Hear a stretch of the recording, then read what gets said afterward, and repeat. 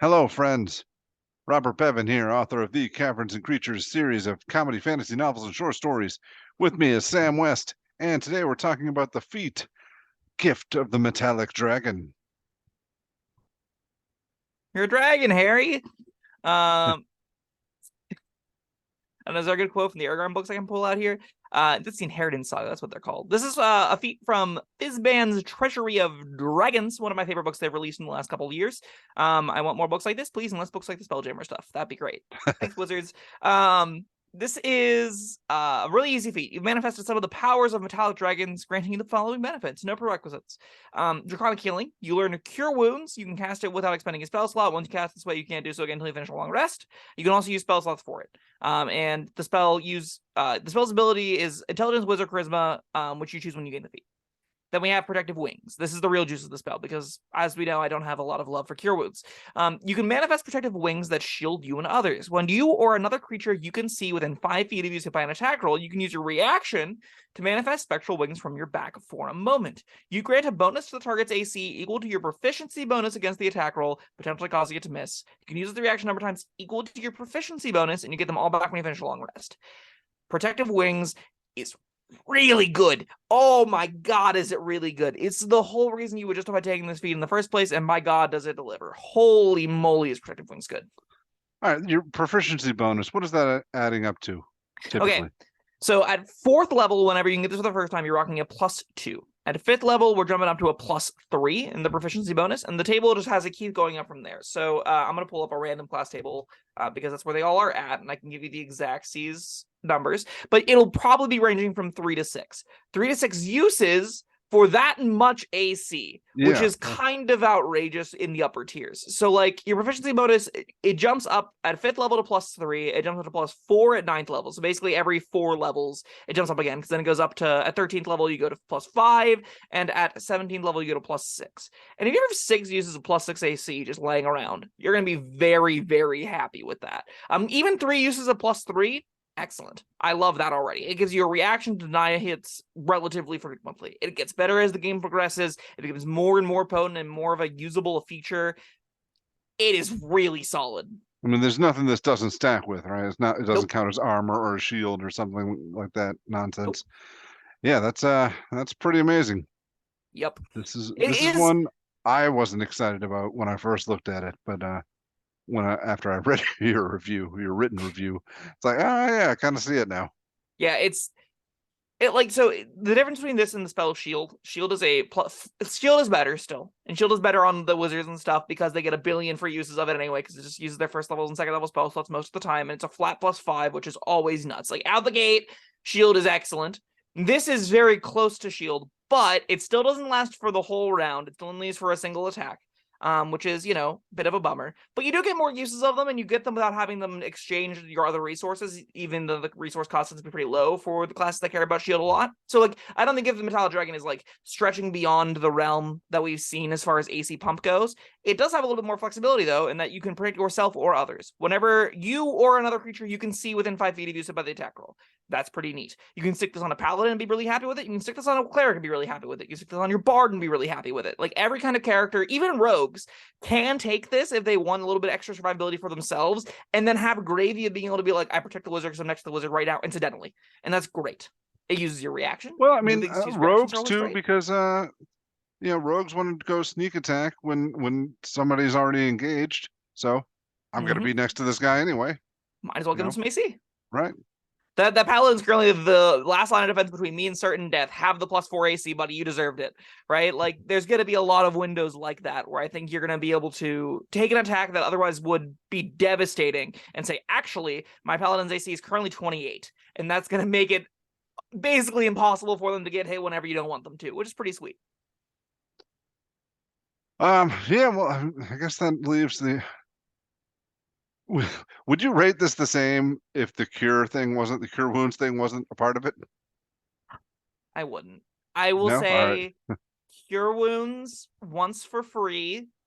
Going from not having any healing to any amount of healing, even for the action cost, is very good. Having a character that can't get actions and economy back, having a character like a rogue that is literally incapable of getting somebody off of 0, and giving them a tool to get somebody off of 0 is really big. It is the difference often between a fight being able to be unwinnable and very winnable. If your only way out of here is your wizard with Dimension Door and all you can do is stabilize them, that's not good enough.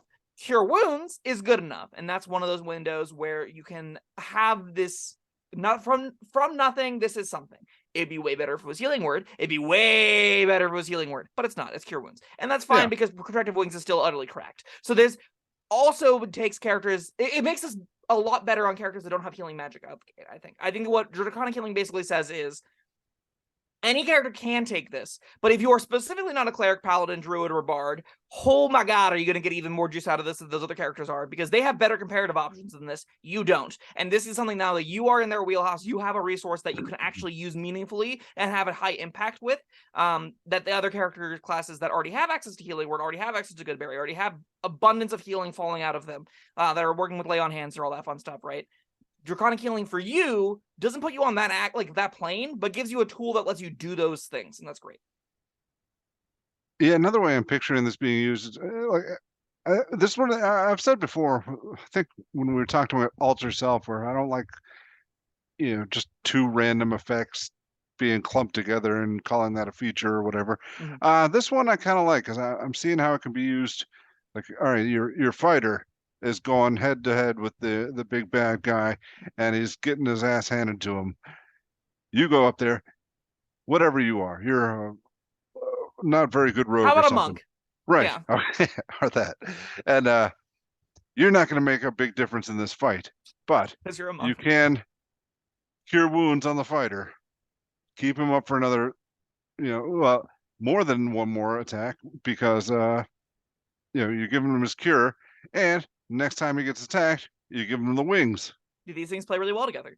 Yeah. If you have a paladin whose whole objective is to kill the big boss, and you really are like, okay, I do 2d6 damage tops on my turn. I'm gonna use my action to get the paladin back up with Cure Wounds, and I'm gonna sit there. They know the paladin's the threat, and I'm gonna sit there with my little protective shields. I'm gonna be like, all right, no one touches this paladin. He's going to kill you, and there's nothing you can do about it. Just you wait. If you try and hit him, I'm gonna buff him. It's gonna be sweet.